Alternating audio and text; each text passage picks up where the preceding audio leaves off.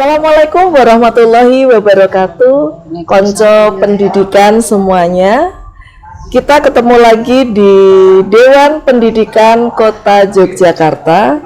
Seperti biasa, di akun ini kita akan membahas segala macam topik tentang pendidikan. Nah, malam ini saya ditemani sama seorang sahabat saya yang bernama Mbak Indri. Ya, gitu ya. Malam Bunda. Mbak Indri, selamat malam Mbak. Selamat malam. Ya. Kita akan bahas, sebelumnya saya udah ngobrol-ngobrol, saya udah cerita-cerita. Mbak Indri ini, beliau ini seorang pekerja sosial masyarakat, gitu ya Mbak ya? Nah, betul. Pekerja sosial masyarakat mestinya banyak sekali pengalaman yang berkaitan dengan masalah-masalah yang ada di masyarakat, gitu ya Mbak ya. Dan tentu saja semua berkaitan dengan pendidikan. Nah, seperti para konco pendidikan ketahui bahwa pendidikan itu ada pendidikan formal, non-formal, dan informal. Nah, jadi malam ini kita akan bahas segala sesuatu yang berkaitan dengan pendidikan non-formal dan informal, yang tentu saja sebenarnya ketiga hal ini nih berkaitan. Jadi tidak terkotak-kotak gitu ya. Nah, jadi semua itu berkaitan. Cuman fokusnya kita akan bahas tentang non formal. Nah, saya mau nanya nih Mbak Indri ya. Boleh. Saya penasaran nih soalnya. Mbak Indri sudah lama ya jadi PSN ya? Kalau terlibat langsungnya sejak tahun 2017. 2017 ya, lumayan lah ya. Lumayan. 2017, 2021 berarti sudah 4 tahun. Ya. Nah, pengen diceritain nih Mbak, kira-kira apa aja sih pengalaman atau masalah-masalah yang Mbak Indri temui nih di masyarakat, yang real yang ditemui gitu ya? Ya, sebelumnya terima kasih Bunda Bening. Selamat malam juga Bunda Bening dan selamat malam semuanya. Kalau membicarakan masalah sosial atau yang terjadi di masyarakat memang banyak Bunda. Dalam kaitannya dengan pendidikan ini kan yang terjadi di masyarakat sih terlalu kompleks, banyak sekali, banyak banget. Terus dari anak-anak, dari remaja sampai bahkan lansia pun ada terjadi ya gitu. Nah, kalau yang ini nih, yang anak-anak sama yang remaja, kira-kira apa tuh Mbak tuh? Kalau anak dan remaja ya biasanya terjadi ya dalam kondisi seperti sekarang ini, dalam era milenial, zaman now, ya kan, zaman digital, sosial media, jelas itu Bunda, banyak sekali terjadi kasus di masyarakat, kekerasan, kenakalan remaja, bahkan usia muda, pokoknya intinya contohnya nih, putus sekolah, terus berani sama orang tua, melawan kayak gitu, terus pernikahan dini ada. Rata-rata dia pernikahan dini ya. Usia berapa Mbak? SMP.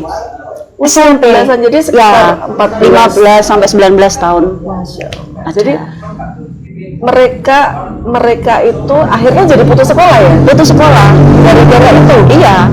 Terus akhirnya menikah nggak biasanya? Menikah, ya ada yang menikah tapi dengan berbagai istilahnya masalah ya, karena dalam kondisi tidak siap. Biasanya ini permasalahan yang paling berat itu di orang tuanya kayak gitu. Ada yang kasusnya itu menjelang ujian nasional ternyata hamil, kan mau tidak mau harus dirampungkan dulu biar dapat ijazah SMP-nya, iman-iman kadang ditunda dulu ya. Banyaklah intinya. Kalau yang pernikahan dini banyak ya, itulah ini pengaruh dari sosial media juga bisa, pergaulan bebas juga bisa, lingkungan keluarga dan masyarakat juga bisa biasanya. Kalau yang Mbak Indri temui ya, nah rata-rata itu penyebabnya itu kenapa Mbak? Ini yang untuk pernikahan dini gitu ya? Ya pergaulan bebas. Pergaulan bebas, lingkungan pertemanan di kerja, lingkungan kerja, terus kondisi lingkungan keluarganya.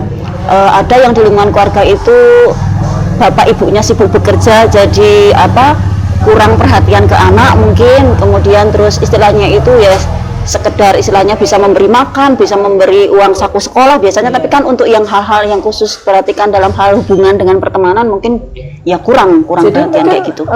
Para konsep pendidikan ini menjadi dilema juga ya di kehidupan kita sekarang ya. Jadi di satu sisi mungkin orang tua berusaha pengen memenuhi kebutuhan anak, tapi di sisi lain mungkin kebutuhan ekonomi.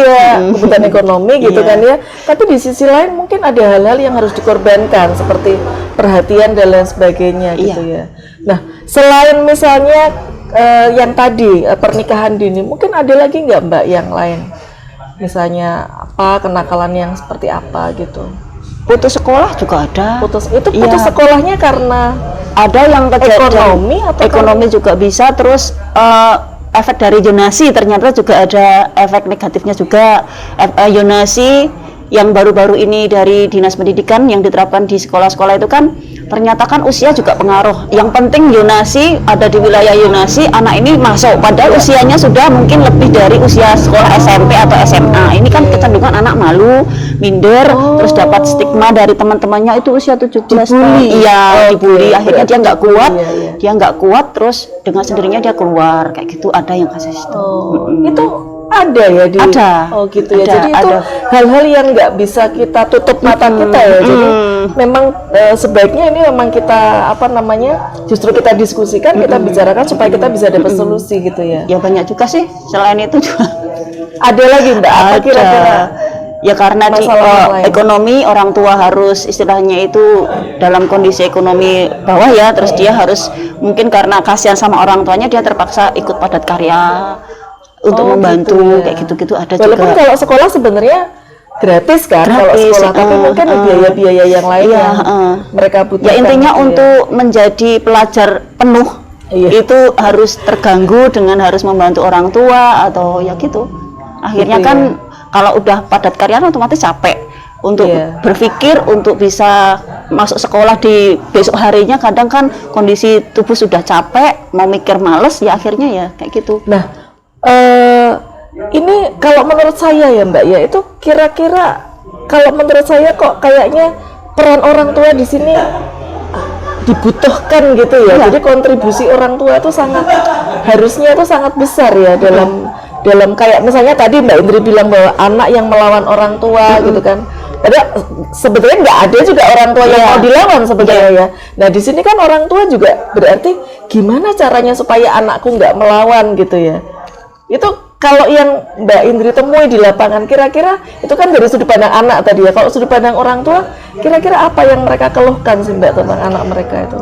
Kalau menurut saya gini, jadi kalau misalnya kita memberikan pola asuh yang benar, maksudnya yang benar gini, kebutuhan anak itu kan haknya banyak, hak untuk tumbuh, kembang dengan sehat, aman, kayak gitu kan, baik di lingkungan keluarga maupun lingkungan sosialnya, masyarakatnya. Tapi di sisi lain karena kebutuhan-kebutuhan lain-lain yang harus dicukupi, ekonomi, harus istilahnya umum tonggo ya, sosial kayak gitu-gitu kan. Kadang kan orang tua juga harus terbagi, nggak bisa fokus dengan urusan anak kayak gitu. Lagian hak anak yang sepenuhnya kan di istilahnya dengan tumbuh kembang, terus di kesehatannya kayak gitu, terus harus mendapatkan pendidikannya secara istilahnya merdeka ya, merdeka itu bermartabat. Pokoknya intinya bisa mendapatkan hak-haknya itu full untuk anak. Jadi nanti harapannya kan orang tua kan pasti ya, ini saya yakin pasti orang tua itu punya harapan, punya pengen anak itu nanti di kemudian hari kalau sudah dewasa itu kan bisa mandiri, ya kan bisa mandiri, bisa dewasa dengan baik di lingkungan sosialnya, di lingkungan rumahnya, di lingkungan keagamaannya, istilahnya kan bisa berdiri di kakinya sendiri kayak gitu, harapannya kan begitu. Tapi ya kembali lagi karena faktor-faktor lain yang harus dicukupi orang tua, baik dari segi ekonominya, dari faktor istilahnya pemahaman ya, pengetahuan orang tua, mungkin dari jenjang pendidikan juga pengaruh saya kayak gitu, pemahaman, terus dia suka bersosialisasi dengan lingkungan apa enggak, itu juga bisa mempengaruhi, itu juga akan nanti membentuk pribadi dari orang tua sendiri untuk bisa mendidik anaknya itu baik dan benar itu dari situ kayak gitu. Jadi sebenarnya orang tua itu juga kepengen gitu ya, pasti. Semua orang tua juga kepengen anaknya besok begini gitu kan ya. Nah, tapi ketika dia menemui di tengah jalan gitu kan, kalau harapan pasti semua baik. Nah, ketika di tengah jalan mereka menemui kendala-kendala yang seperti itu, sebenarnya harapannya orang tua itu sendiri gimana sih? Kok misalnya nih melihat anakku nggak bisa diatur gini, itu loh anaknya gini, ada misalnya hamil di luar nikah, kan pasti orang tua malu gitu kan. Nah, kalau dari sudut pandang orang tuanya sendiri tuh pengennya gimana sebenarnya anaknya itu? Ya, Mau dikelasin apa mau diapain gitu sama orang ini tuanya memang pengennya? memang harus jeli dan pinter-pinternya atau istilahnya dengan kesadaran dan kerelaan orang tua sendiri untuk bisa share, maksudnya share terbuka itu misalnya malu atau sungkan dengan keluarganya, bisa istilahnya curhat atau sambat dengan tetangga yang bagi orang tua itu dianggap bisa dipercaya. Terus juga harus ada keterlibatan dari masyarakat itu lingkungan Dasawisma, PKKRT, atau bahkan nanti sampai dinas-dinas yang terkait dengan kekerasan anak dan istilahnya untuk keluarga kayak gini, ya monggo nanti saling bersinergi lah bahasanya begitu kan. Makanya tidak akan mungkin satu masalah itu diselesaikan langsung difokuskan ke orang tua yang bersangkutan. Orang tua tetap butuh sesuatu asupan atau nutrisi atau pengetahuan biar dia itu bisa terbuka. Ini loh sebenarnya saya tuh punya masalah seperti ini.